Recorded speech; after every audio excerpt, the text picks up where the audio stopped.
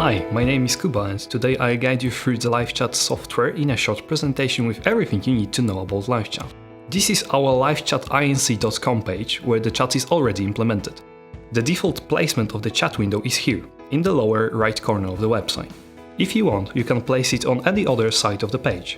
We decided to place it here defaultly because based on our experience, it allows your visitors to chat with you and browse the content of your website at the same time. Your customers can simply start a chat by clicking on a chat bubble. You can set up a pre-chat survey so you could ask your website visitors for some information you need before a chat starts. Here in LiveChat, we ask our customers about their email address, website address, and also the topic of the conversation. But if you want, you can easily modify your pre-chat survey and set up any type of question you want. Once I fill out the fields here and hit Start a Chat button, I'll be connected to one of the available agents. Now I'm connected to my colleague. Let's say hi.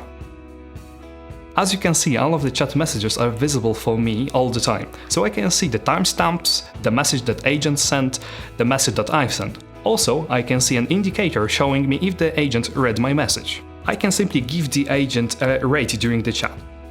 Later on, I can continue the conversation. If there's a need, I can also send a chat transcript to my email after the chat is over. I can also attach some files to the chat, so if I want to share some documents, screenshots, I can easily do it over the chat without switching between different communication channels. The chat has two states depending on agent's availability. When there is at least one agent available, the chat is online, and once all the agents log out of the application, the chat will switch to the offline mode. Just to show you how it looks like, I will switch myself to an offline mode and refresh the page.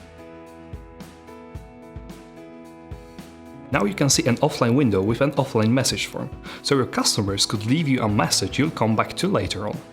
The message will turn into a ticket, which I'll be explaining later in one of the next videos. The form can be customized depending on what kind of information you'd like to get from your visitors. That concludes the first video about how the chat looks like on the website. Stay tuned for the next one.